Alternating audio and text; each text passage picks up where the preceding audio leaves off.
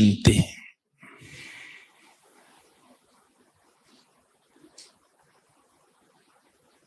हम दिन भर में कई बार शांति शब्द को बोलते भी हैं, लिखते भी हैं और निश्चित रूप से सभी राजयोगी बैठे हैं तो उसका अनुभव भी करते हैं। पर विशेष आज हम शांति की शक्ति, उसकी विस्तार से चर्चा करेंगे और अंत में फिर अनुभव भी करेंगे।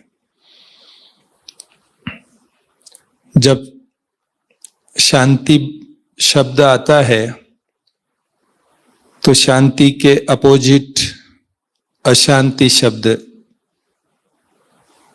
भी अनुभव में आता है।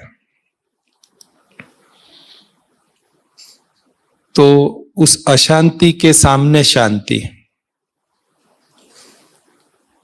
लेकिन यहां जो हम शांति की चर्चा करेंगे उसमें एक है अशांति जो स्थूल है, कोलाहल है, भीड़ है, कोई जोर जोर से अप्रिय आवाजें आ रही है, गीत बज रहा है या कुछ ऐसा हो रहा है, वो भी एक अशांति का कारण होता है जहां हमको अशांति लगती है। लेकिन दूसरी जो अशांति है, जो मन में विचारों के कारण उत्पन्न होती है, तो आज हम विशेष उसको लेके चर्चा करेंगे, क्योंकि शांति की शक्ति, उसका कनेक्शन इन विचारों की शांति और अशांति से है। जो बाहरी अशांति है वह तो कभी कभी जब हम एकाग्र हो जाते हैं अपने लक्ष्य के प्रति, अपने कार्य के प्रति, या निद्रा में चले जाते हैं, निद्रा नहीं आ रही हो तो गोली लेके भी नींद करते हैं, तो वो बाहर की अशांति तो हम उससे छुटकारा पा सकते हैं। लेकिन मूल बात है, अगर हमें शांति की शक्ति का अनुभव करना है, शांति की शक्ति के जो फायदे हैं वह प्राप्त करने हैं, तो ये जो मन की शांति है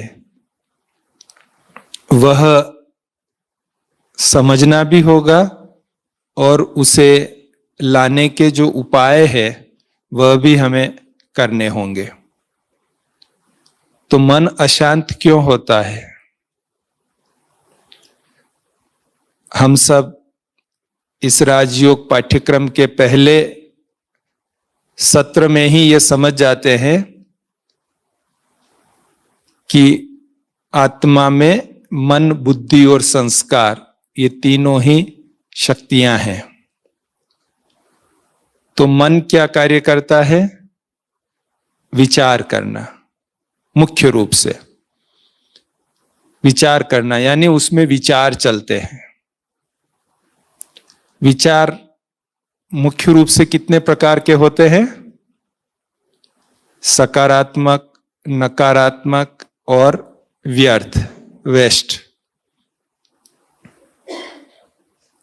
तो चूंकि मन की शांति की बात कर रहे हैं, मन की अशांति की बात कर रहे हैं, और मन का कार्य है ये विचार, उद्भव होना, विचार करना, तो जब मन में सकारात्मक विचार चल रहे होते हैं तब शांति की अनुभूति होती है, मन शांत कहलाता है। फिर भी और जब व्यर्थ और नेगेटिव विचार चलते हैं तब मन क्या हो जाता है?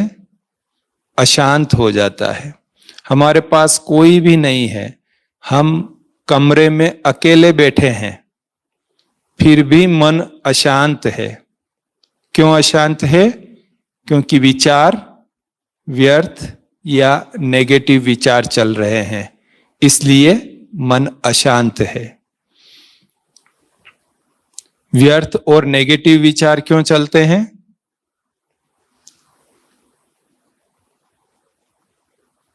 कुछ तो कारण होता ही है व्यर्थ और नेगेटिव चलने का भी। विचार चलने का आधार है हमारी 5 इंद्रियां, आंख, नाक, कान, जीभ, त्वचा। ये 5 इंद्रियों के द्वारा जो इनपुट्स अंदर जाते हैं, आत्मा के पास जो इनपुट्स जाते हैं, वो विचारों का आधार बनती हैं। प्रायः कि वो विचारों का आधार बनती हैं। तो कुछ ऐसा इनपुट चला गया अंदर कि जिससे हमारे मन में उथल पुथल शुरू हो गई, हलचल शुरू हो गई।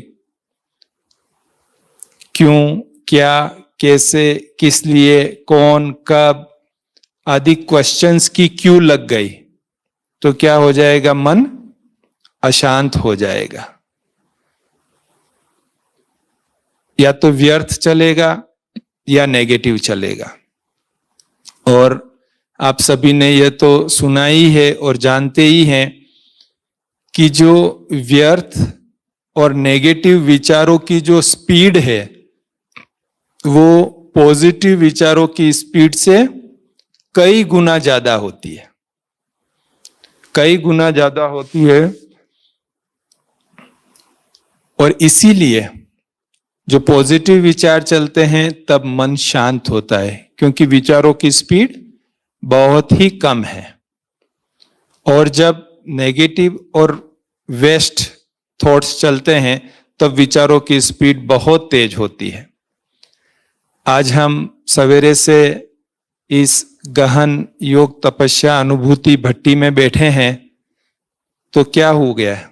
विचारों की स्पीड बहुत कम हो गई है और उसके कारण से हमें शांति की अनुभूति स्वतः ही हो रही है। यह हमारे सामने प्रत्यक्ष प्रमाण है। पर मान लीजिए आप इस भट्टी के लिए आए, आपने जैसे ही कैंपस में पैर रखा और किसी ने आपको कोई अप्रिय या गलत बात सुना दी,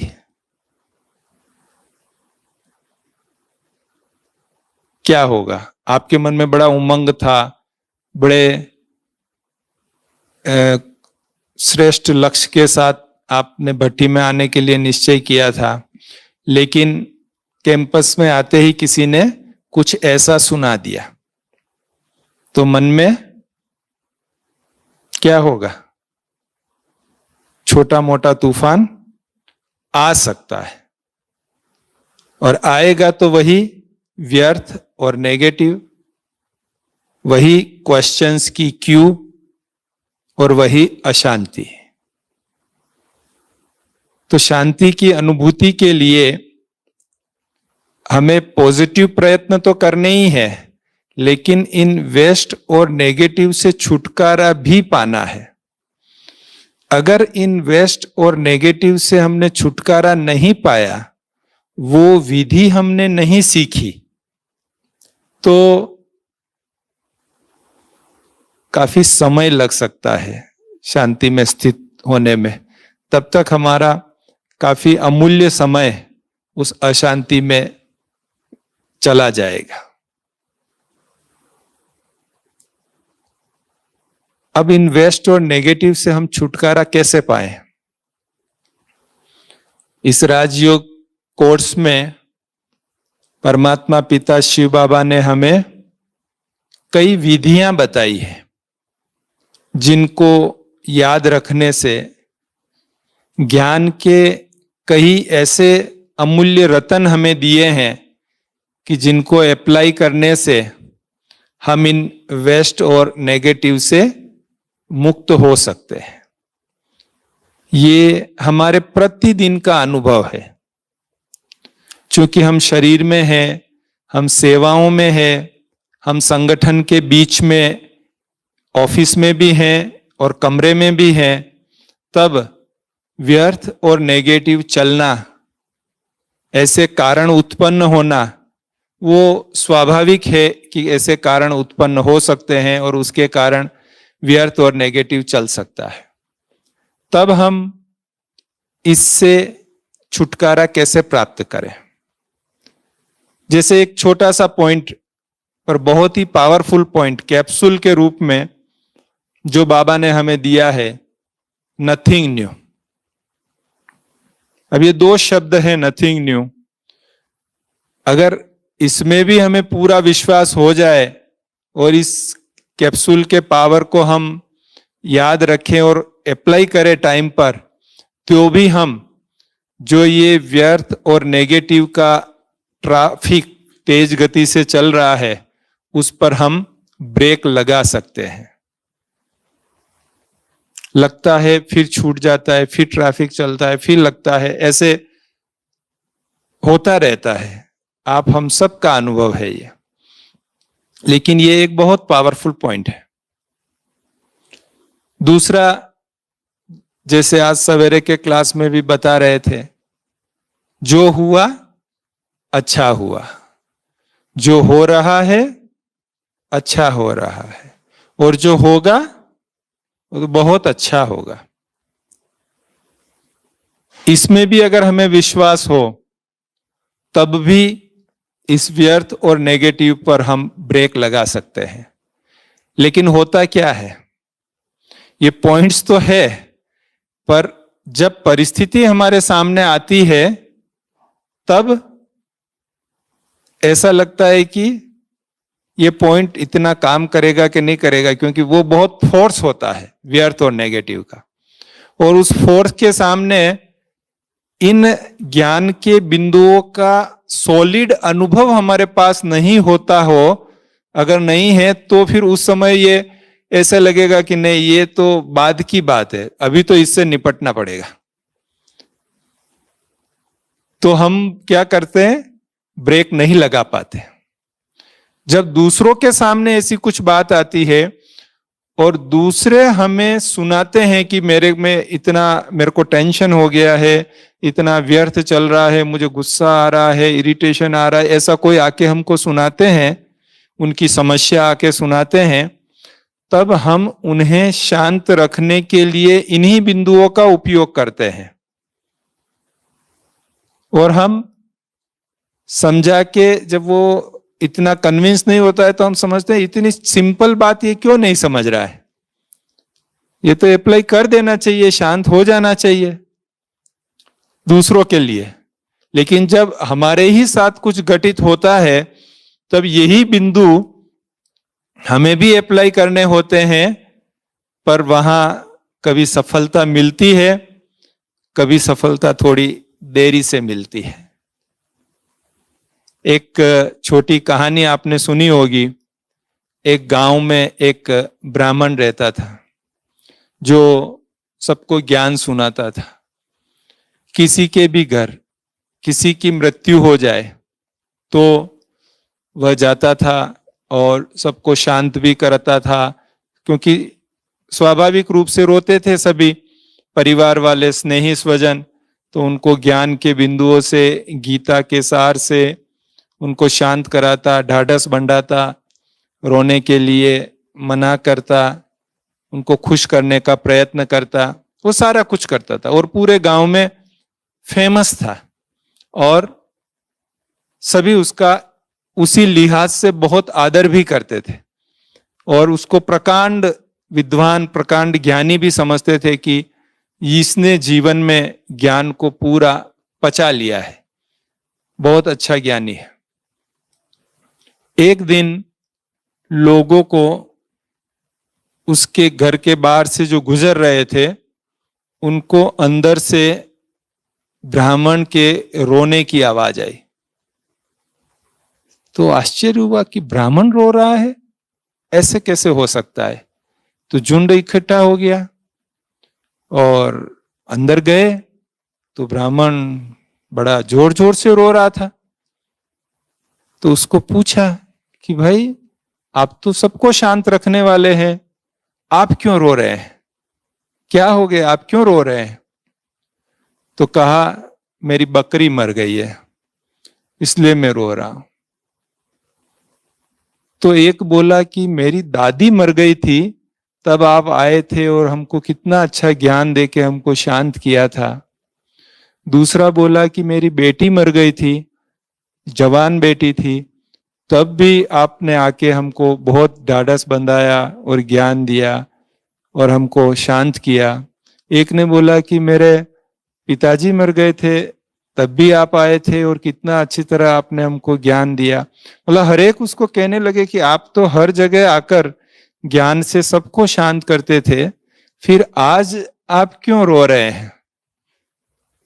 तो बोले, वो तो आपकी दादी थी, आपके पिताजी थे, आपकी बेटी थी, ये तो मेरी बकरी है, तो मुझे दुख होगा ना। तो ये प्रैक्टिकल बात है कि जब दूसरों को सुनाने की बात होती है तब हम बहुत अच्छे पॉइंट्स यूज कर लेते हैं, और लेकिन जब हमारे पर ही वो बात गुजरती है कुछ और तब हम शांत रह सके, वो हुआ ज्ञान को पचाना, ज्ञान को स्वयं में धारण करना, ज्ञान का स्वरूप बनना। जैसे पांडवों और कौरवों के जो ये सभी चरित्र बताते हैं, तो ये पांडव और कौरव जब छोटे थे, युधिष्ठिर, भीम, अर्जुन, दुर्योधन, दुशासन, तो ये जब छोटे थे तो गुरुकुल में पढ़ने जाते थे। जब पढ़ने जाते थे तो गुरुजी कुछ न कुछ ज्ञान की पॉइंट इनको सिखाते थे। तो एक दिन गुरुजी ने कहा कि क्रोध अच्छी बात नहीं है, क्रोध नहीं करना चाहिए, क्रोध करने से हमारा भी नुकसान होता है और जिस पर क्रोध करते हैं उसका भी नुकसान होता है, तो क्रोध नहीं करना चाहिए। ये सब पाठ पक्का करके आना कल, गुरुजी ने सिखाया। दूसरे दिन फिर सभी क्लास में गए। गुरुजी ने पूछा कि कल आपको जो हमने पाठ दिया था, ज्ञान की बात सुनाई थी, वो सबको पक्की हो गई है। तो लगभग सभी ने हाथ खड़ा किया, केवल युधिष्ठिर ने हाथ खड़ा नहीं किया। तो गुरुजी ने 2-3 को खड़ा करके पूछा कि अच्छा क्या बताया, आप बताइए। तो उन्होंने रिपीट किया कि गुरुजी आपने बताया था कि क्रोध अच्छी बात नहीं है, क्रोध नहीं करना चाहिए, क्रोध से हमारा भी नुकसान होता है, जिस पर हम क्रोध करते हैं उनका भी नुकसान होता है, इसलिए हमें क्रोध कभी नहीं करना चाहिए। तो सबको याद था, केवल युधिष्ठिर ने हाथ नहीं उठाया। तो गुरुजी ने युधिष्ठिर से पूछा कि क्यों, आपको याद नहीं है, आप तो सबसे वरिष्ठ हैं इनमें। तो उन्होंने कहा, गुरुजी मैं प्रयास कर रहा हूं याद करने का। गुरुजी ने कहा, ठीक है, आप कल याद करके आना। ठीक है गुरुजी। फिर दूसरे दिन गए तो गुरुजी ने अकेले युधिष्ठिर को पूछा कि आपको वो 2 दिन पहले वाला पाठ याद हो गया है। तो कि गुरुजी प्रयास चालू है और जरूर याद हो जाएगा। तो गुरुजी ने 1 दिन की और मोहलत दी। जब तीसरे दिन भी पुनः गुरुजी ने पूछा तो युधिष्ठिर का यही जवाब था कि गुरुजी पूरा प्रयास चालू, मैं मन से पूरा प्रयास कर रहा हूं इसको याद करने का, पक्का करने का।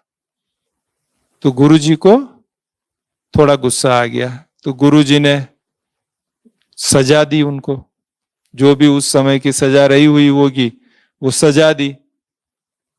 सजा प्राप्त करने के बाद युधिष्ठिर बोले कि गुरुजी मुझे लेसन याद हो गया है, पाठ याद हो गया है।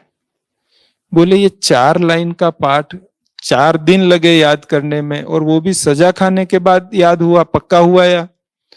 तो उन्होंने कहा कि जी गुरुजी, मेरे सामने इन 4 दिनों में ऐसी कोई परिस्थिति उत्पन्न नहीं हुई थी कि जब मुझे क्रोध आवे, तो मैं चेक नहीं कर पा रहा था कि मुझे ये लेसन याद हुआ या नहीं हुआ।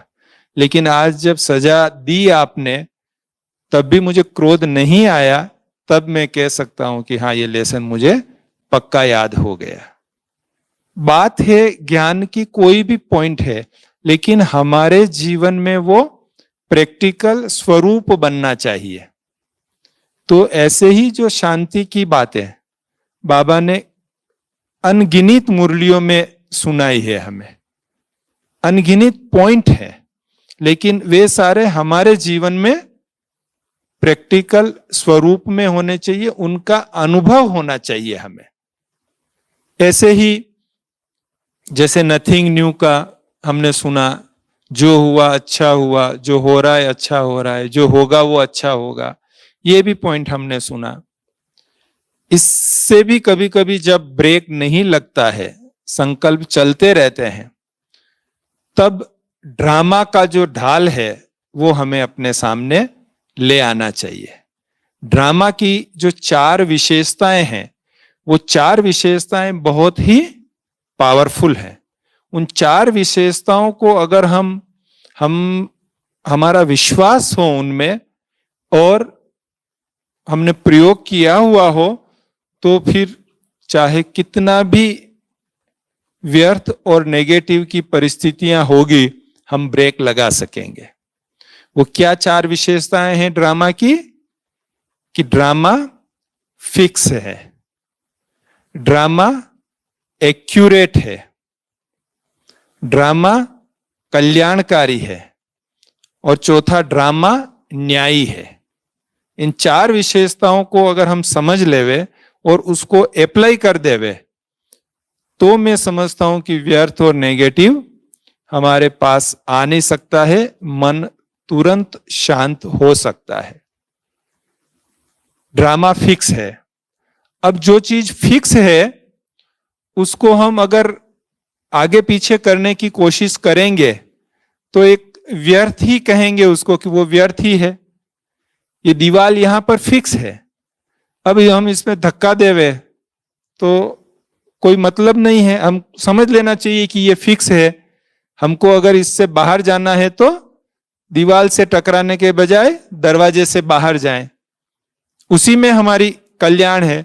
तो ये स्थूल हमको समझ में आ रहा है, लेकिन यही बात हमको ड्रामा के बारे में भी समझना है कि हमको दीवार से टकराना नहीं है जो फिक्स है, लेकिन रास्ता निकाल लेना है, जो दरवाजा है उससे हम बाहर जा सकते हैं।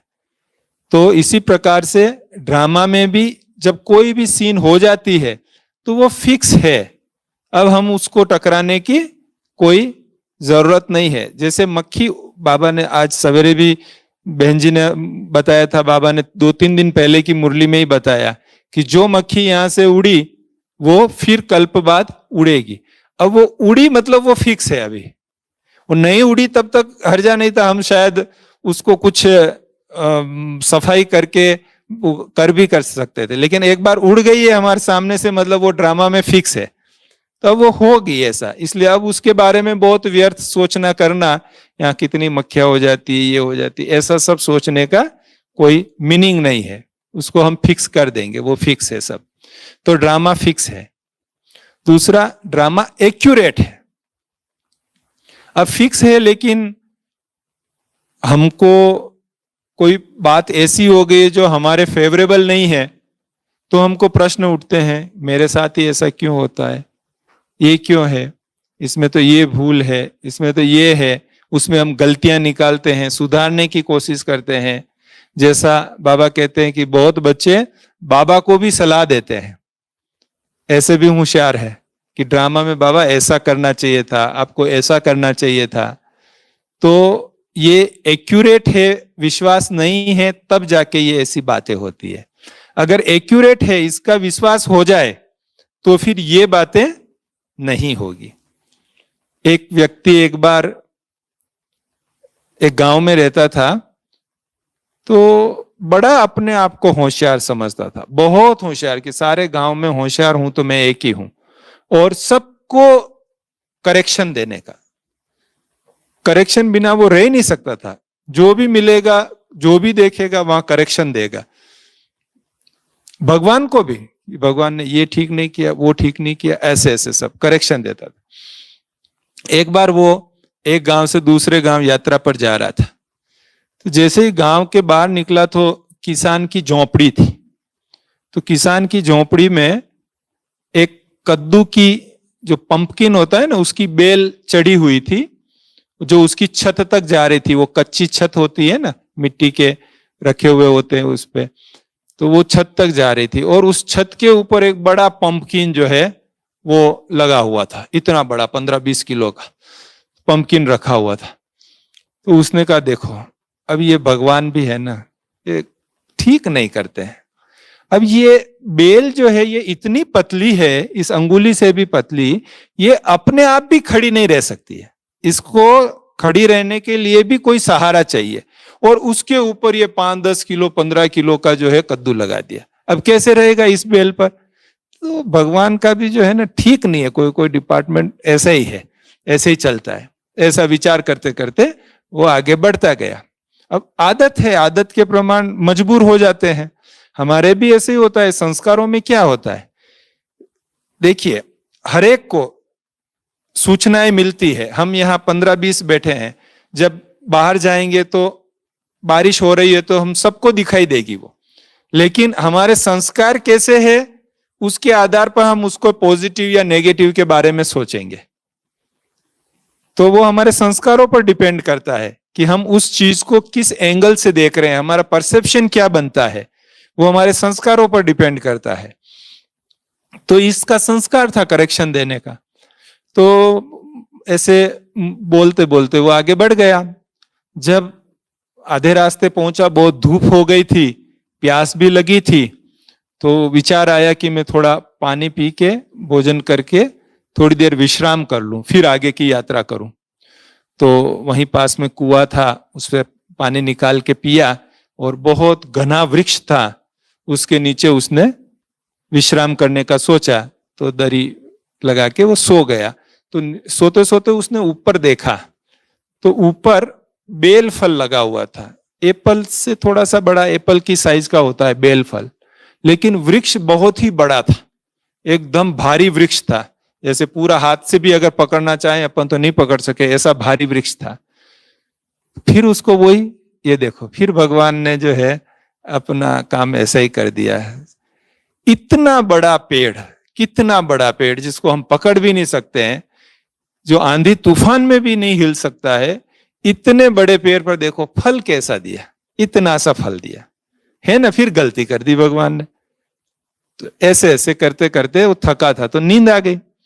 नींद आ गई, थोड़ी देर में हवाएं चली, एक पका हुआ बेल जो है गिरा, वो फल सीधा उसके ललाट पर गया। तो ऐसा ऊपर से गिरा तो एकदम उसको चक्कर आ गए और बेहोश जैसा हो गया। लोगों ने आते जाते देखा, ये तो कोई बेहोश पड़ा है, पानी छिटका उस पे, उसको होश में लाया। तो होश में लाते ही वो ऐसे ऐसे देखने लगा, चिटकिया काटने, मैं जिंदा हूं कि मर गया हूं, ऐसे देखने लगा। तो कि हाँ जिंदा हूं। फिर विचार आया, ये भगवान का काम तो एक्यूरेट है, सब भगवान सब एक्यूरेट करता है। अगर ये वो कद्दू यहां होता ना, तो फिर मेरा बचना आज पॉसिबल ही नहीं था। तो तब जाके समझ में आया कि भगवान जो है वो जो करता है वो एक्यूरेट करता है। तो ये ड्रामा, बहुत बार हमें ऐसा लगता है कि हमारे साथ ऐसा क्यों हुआ, ऐसा नहीं होना चाहिए, लेकिन जो होता है वो एक्यूरेट है। ड्रामा एक्यूरेट है, इसलिए उसमें सब चीजें एक्यूरेट ही रखी हुई है। तीसरा, ड्रामा कल्याणकारी है। कल्याणकारी यानी जिसमें भला ही होना है। भले प्रेजेंटली हमारा बुरा हो गया, पैर टूट गया, या कुछ ऐसी बात हो गई, हमने प्रोग्राम रखा था, और मुझे याद है एक जगह रिट्रीट सेंटर के लिए जमीन ली थी, और वहां पर वो फाउंडेशन स्टोन का प्रोग्राम था, तो मुझे भी इनवाइट किया गया था, हमारे बड़े भाई साहब को भी इनवाइट किया गया था, और ऐसे अच्छा प्रोग्राम उन्होंने रखा था। और प्रोग्राम के 6 दिन पहले बहुत ही भारी बारिश हुई, और इतनी भारी बारिश हुई कि वो रिट्रीट सेंटर के उसमें पूरा 1-1 फीट पानी भर गया खेत में।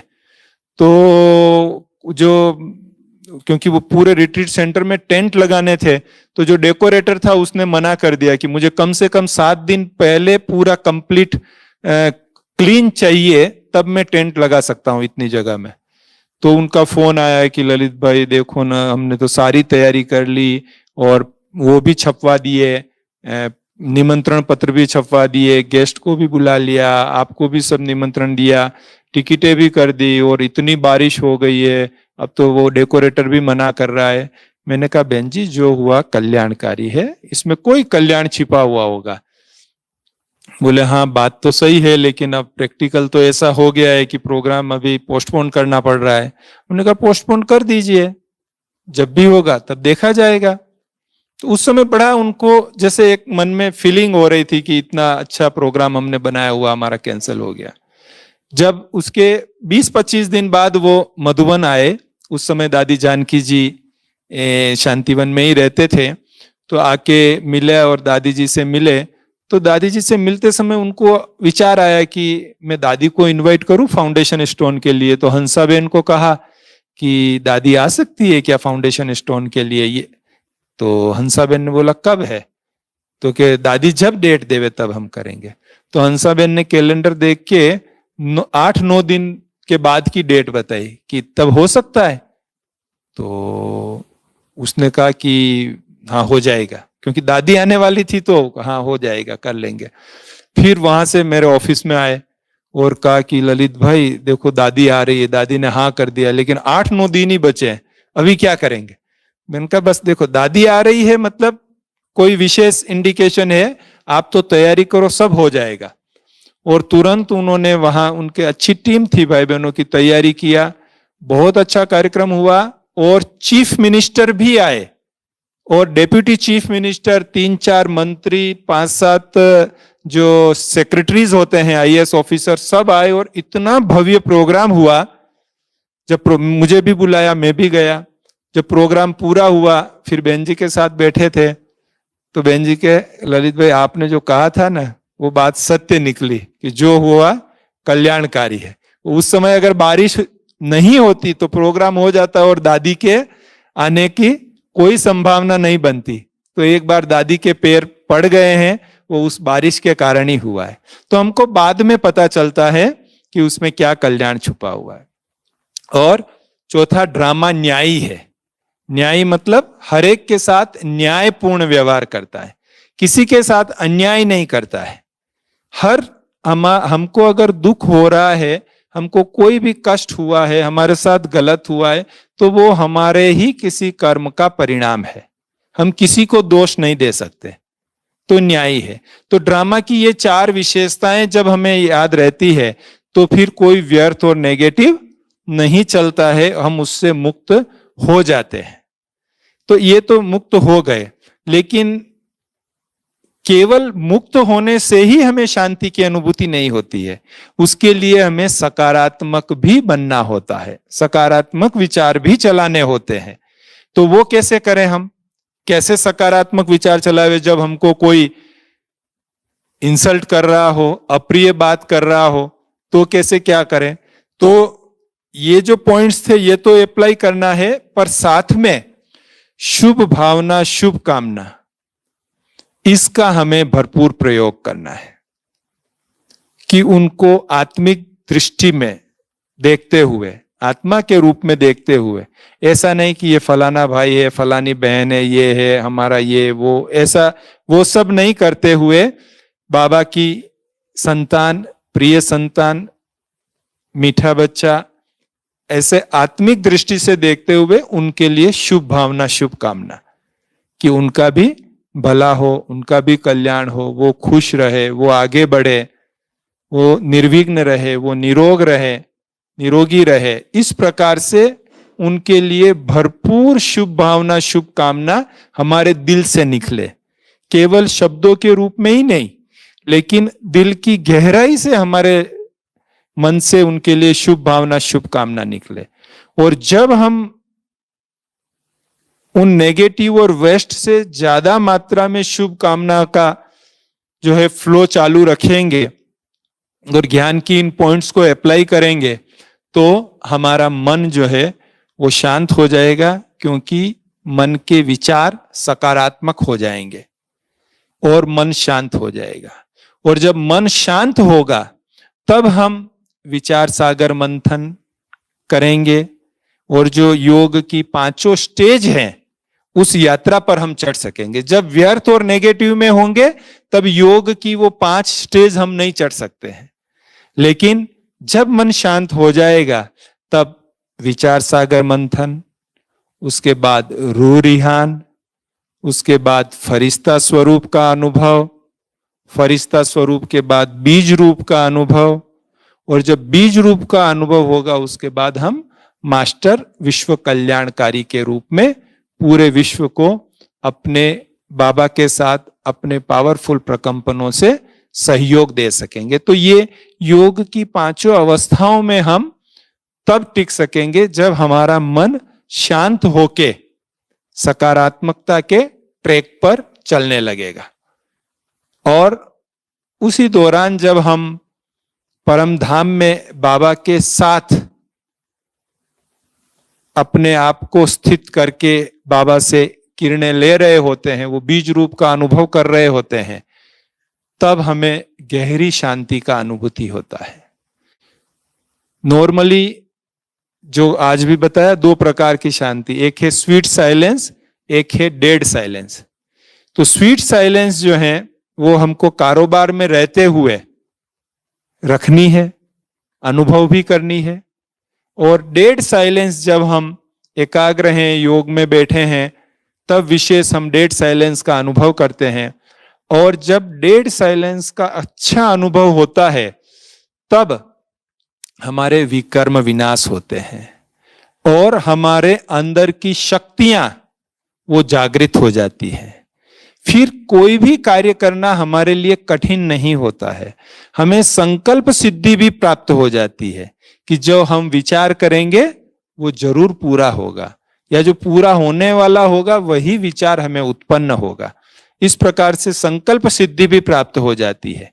वो डेड साइलेंस के अनुभव, यानी परम धाम में चमकते हुए सितारा बाबा के साथ उस हम अपने आप को स्थित कर रहे हैं नीचे और बाबा से लाइट ले रहे हैं। और तब हमारे मन में जो एकदम गहरी शांति की अनुभूति होगी, उसके बाद जैसे ही हम वाचा में या एक्टिंग में आएंगे तब हमें बहुत क्रिएटिव विचार आएंगे। तब हमारे मन में बहुत ही जो कोई उलझने हमारे सामने थी उनके सॉल्यूशंस हमें दिखाई देगा, और वो हमारे लिए सारा कारोबार करना बहुत इजी हो जाएगा। आपने देखा होगा कोई तालाब में, झील में जब पानी स्थिर होता है, शांत होता है, तो गहराई में पड़ी हुई चीज भी स्पष्ट दिखाई देती है, और जब उसमें हलचल होती है तो हमें कुछ भी अंदर दिखाई नहीं देता है। तो हमारे मन में भी हमारी जो शक्तियां हैं, सारी आत्मा में जो शक्तियां हैं, वो सब हमारे में ही है। हमें केवल शान में स्थित होना है, उस शांति में स्थित होना है। तो वो सारी शक्तियां हम बहुत ही सहज रीति से अपने जीवन में प्रैक्टिकल ला सकेंगे। और हलचल होगी तो हम अपने लक्ष्य तक नहीं पहुंच सकेंगे। तो जो हमें लक्ष्य प्राप्त करना है कि इस शरीर में पुरुषार्थ करके फिर ब्राह्मण सो फरिश्ता स्वरूप बनना है और फरिश्ता सो देवता स्वरूप बनना है, वो प्रैक्टिकली जब हम इस साइलेंस की शक्ति का पूरा पूरा अनुभव करेंगे तब कर सकेंगे। साकार बाबा के लिए जो कहते हैं कि अंतिम 2-3 वर्ष वो बाबा बहुत ही साइलेंस में रहते थे। कोई आके कुछ बात सुनाता भी था, सुनानी लंबी चौड़ी होती थी, लेकिन 1-2 वाक्य सुनते ही बाबा कहते थे बाबा समझ गया है, क्योंकि उसके मन को जैसे पूरा ही रीड कर सकते थे हम जब साइलेंस की शक्ति में होते हैं तो, और वो वाइब्रेशन कैच होके उनको जो चाहिए वो शक्ति गुण दान में सहयोग के रूप में हम दे सकते हैं। तो ये कब होगा? जब हमारा मन एकदम से शांत होगा। और शांत होने के लिए जो शांत होने की विधियां है वो हमें याद रख के समय प्रति समय अप्लाई करनी है। तो प्रैक्टिकल एप्लीकेशन करेंगे, कुछ जीवन में अनुभव हो जाएंगे, उसके बाद सहज हो जाएगा उनको अप्लाई करने के लिए, आगे भी हम सहज रीति से कर सकेंगे। तो मुझे विश्वास है कि जो हम सभी राजयोग का अभ्यास कर रहे हैं, तो इस अभ्यास के साथ जो भी ये ज्ञान की बातें हैं उनको प्रैक्टिकल अपने जीवन में लाके उस गहन शांति का, गहरी शक्ति का हम अभ्यास कर सकते हैं, अनुभव कर सकते हैं। और जब हम शांत हो जाएंगे तो हमारा रिफ्लेक्शन ऑटोमेटिक वातावरण में भी होगा, सामने वाले पर भी होगा। दादी जानकी जी बहुत बार क्लास में एक बात बताते थे, कोई भी आपके सामने आवे तो वो अशरीरी हो जावे। अब ये कैसे होगा? कोई भी सामने आवे तो वो अशरीरी हो जावे, वो कब हो सकता है? ऐसी अवस्था कब हो सकती है? जब हम ऐसी अशरीरी अवस्था में हो, हमारा मन इतना शांत हो, हमारे से इतने शांति के वाइब्रेशन निकल रहे हो जो सामने वाले को प्रैक्टिकल फील हो। जैसे गर्मी के दिनों में हम बहुत गर्मी से, धूप से कमरे में जाते हैं और कमरे में एसी चालू होता है तो क्या होता है? एसी बोलता थोड़ी ही कि मैं चालू हूं। हमको क्या अनुभव होता है जाते ही? यहां तो एसी चालू है, क्योंकि हवा ठंडी अनुभव हो रही है तो एसी चालू है। ऐसे ही हम शांति दूत हैं, हम शांति देवा हैं, हम शांत स्वरूप हैं। ये हम बोलेंगे तो कोई अनुभव नहीं होगा कि मैं शांत स्वरूप हूं, सबको कहता फिरूं या लेबल लगा लूं, उससे शांति की अनुभूति नहीं होगी। लेकिन मेरे संपर्क में जो भी आता है उसको मेरे से वो शांति की वाइब्रेशंस फील हो, जो दादी कहती है अशरीरीपन का अनुभव हो जाए उसको, तब उसको महसूस होगा ये तो शांत स्वरूप है, ये तो शांति देवा है, ये शांति दूत है। ये तब अनुभव होगा। आपने भी देखा होगा, आपके जीवन में कई अनुभव होंगे कि जब आप कई विचार लेके जाते हैं और जब किसी ऐसे व्यक्तित्व के सामने जाते हैं जो शांत स्वरूप है, तब वो विचार जैसे शांत हो जाते हैं। कहना तो बहुत कुछ था लेकिन फिर एक दो पॉइंट कह के पूरा कर लेते हैं कि नहीं बाकी बस ठीक है, बाकी सब हो जाएगा। तो ये उस व्यक्तित्व का प्रभाव होता है कि जो ऐसा स्वरूप बन जाता है। तो ये शांति केवल मुरलियों में सुनने के लिए या पुस्तकों में पढ़ने के लिए नहीं है, ये हमारा स्वधर्म है, हमारा ओरिजिनल स्वरूप है। केवल हमें इसको रीडिस्कवर करने के लिए इन विधियों का प्रयोग करना है। और जब ये स्वरूप बन जाते हैं तब हमारे सारे ही जीवन के जो लक्ष्य और उद्देश्य है वो हमें सतह और सहज रीति से प्राप्त हो जाते हैं। हम सदा आनंद और खुशी में रह सकते हैं। ये तब संभव हो सकता है। अच्छा, ओम शांति।